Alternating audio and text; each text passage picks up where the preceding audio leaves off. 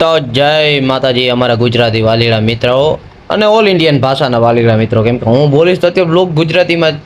તો આજે આપણા બ્લોગમાં સ્વાગત છે. ને જો વાહ બિઝનેસ ડીલ હાલે છે એમની ઓનલાઈન. એમાં એવું છે કે મામાને ધમકાવે છે કે કેરીની 3 પેટી વાડીએથી પહોંચી જવી જોઈએ, અને આપણે દેસલ પર કંઠીવાળી તો પહોંચી ગયા, પણ આપણે હવે નીકળ્યા છીએ માંડવી બાજુ રખડવા માટે. એટલે મેં કીધું પહેલાં અમારું જે પાર્સલ છે એમને આપણે ઘરે જરાક ડ્રોપ કરી દઈએ આપણી BMW માં. તો તમે જોઈ શકો છો BMW માં પવન એકદમ ફૂલ આવે છે, આપણા વાળ ઉડે છે. અને અમારી બધી બહેનો જો જેટલી માનેલી હગી બધી બહેનો જો અહીંયા ઓચિંતાની મન સામે મળી. મેં કીધું બેન કેમ છે, જય માતાજી. તો કે ભાઈ જય માતાજી મેં કરતી કરતી ગઈ.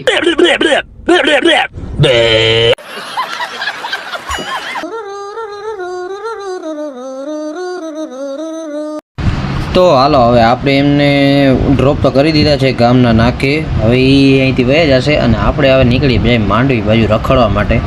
અને આ પહોંચ્યા આપણા લોકલાડીકા જાણીતા અમારા મિત્રોના ગામ એટલે કે બિદડા ગામમાં પહોંચ્યા આપણે. બિદડા ગામનો ગેટ ને આ રહી કિસલાની દુકાન પણ એ રખડેલ હે નહીં. તો પછી આપણે મા આશાપુરાના મંદિરની જય કરીને ત્યાંથી નીકળી ગયા. તો હવે મેં તું જોઈ આગળ શું જોવા મળે છે. તો આગળ ઘણી બધી ગાય માતાનું ધણ છૂટ્યું હતું એટલે ગાયો જોવા મળી. મેં જય માતાજી તો કહી રહ્યા, પણ એ કે તારા વિડીયો એ કે અમને બંધ કરી દેજે, કે કોકની બેનું દીકરી ઉપર વિડીયો બનાવે છે કે શરમ ન થતી તને. ગાય માતા ખારા થઈ ગયા બોલો.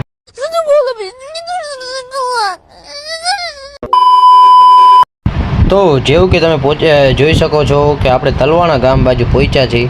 અને જરાક આપણે આપણો સીન દેખાડી, કેમ કે આપણા વાળ એકદમ પરસેવામાં ચોંટી ગયા હતા. અને આપણે જો હવે ફાઇનલી આ તો માંડવીની ગલીઓમાં પહોંચી ગયા, કેમ કે સીધા આપણે કહું BMW જાય, BMW ઘોડાને જેમ જે ઝૂમ સ્માર્ટ કરતી ભાઈ હકાવે છે ગાડી એકદમ.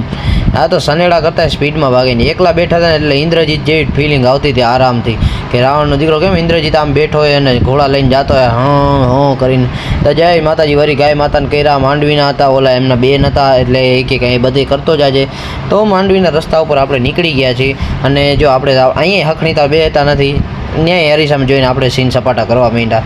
ઓલા રિક્ષાવાળા ભાઈ મને ઉતાર દીધો કે તું અહીંથી કે હવે હાલીને જાય કે તારી ગમે ત્યાં કે ચાલુ થઈ જવું છે કેમેરો ખોલી નહીં કે. તોય આપણે વટનો કટકો થોડો મૂકી આપણે જો ફાઇનલી પહોંચી ગયા માંડવી. હો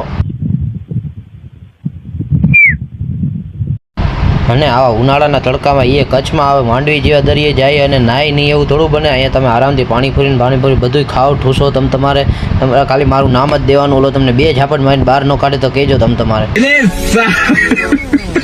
તો પાણી જોઈને તો મને શ્રદ્ધા કપૂરનું ઓલું ગીત યાદ આવી ગયું કે મેં નાચ્યું આજ છમ છમ છમ. પણ હું એવું નાચીશ નહીં, કેમ કે અહીંયા પબ્લિક પ્લેસ હતો. કોઈક આપણે એકલા જશે તો આપણે બધા ભાઈબંધો બધા બેનપણીઓ જો કે છે નહીં મારી પાસે.